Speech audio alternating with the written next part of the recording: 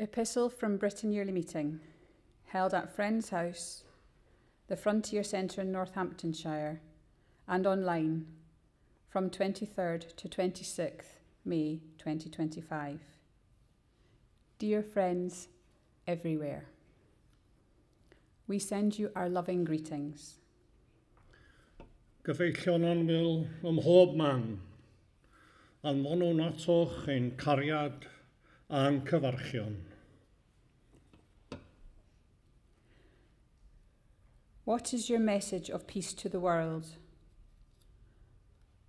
What brings you a sense of inner peace?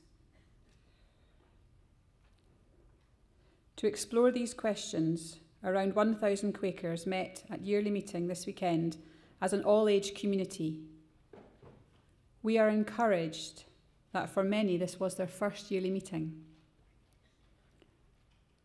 The contributions to our discernment from the thriving young people's programmes have lifted our hearts, as have the gurglings of the infant with us in our worship. Recent yearly meetings have focused on church governance. We now see ways forward as we develop structures that we trust will help our shared discernment.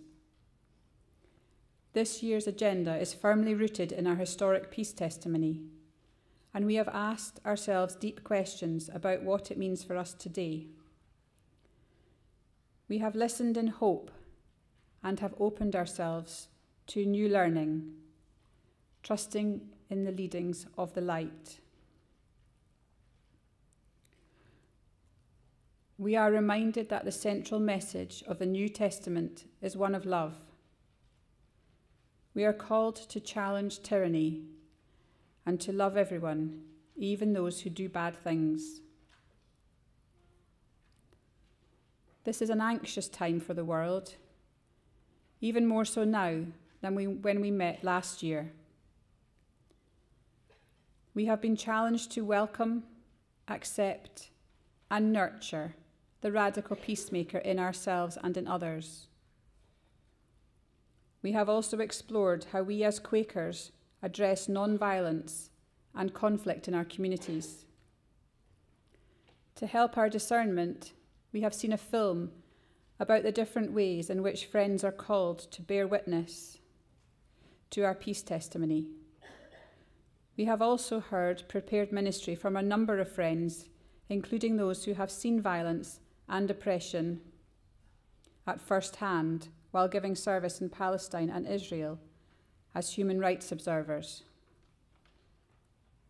Reflecting on what we hear and read about each day has inevitably stirred deep and painful emotions. We have spent much time praying about the situation in Gaza. Quakers have a long tradition of speaking truth to power. We have done some heart-searching and some heartbreaking, and our discomfort contributed to deeply gathered worship. We have been moved by the Spirit to speak out. We urge friends to read the full minute, which has been written in love for all those affected.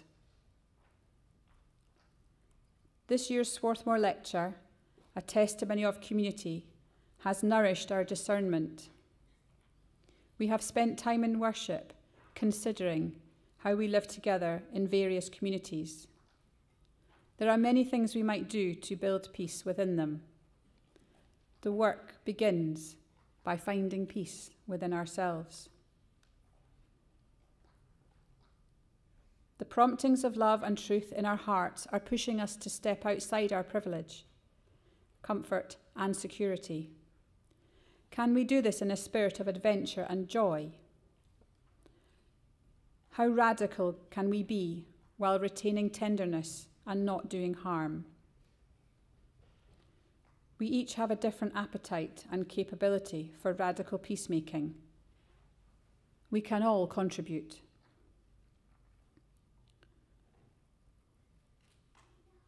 We recognise that to secure lasting peace, we must address the complex causes of conflict, including poverty and hunger, injustice and distrust, fear and disempowerment.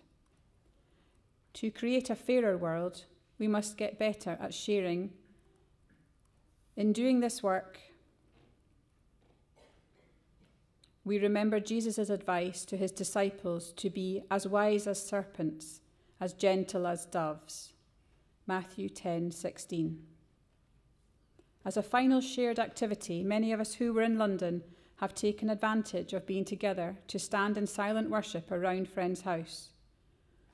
We held signs which had messages of hope for the world, for world peace on the outside, and hopes for personal peace on the inside. This yearly meeting has been one of great joy at meeting each other in the Spirit, deep sorrow at the conflict in the world, and determination to live out our Quaker witness. Signed in and on behalf of yearly meeting, Adwoa Burnley, Clerk.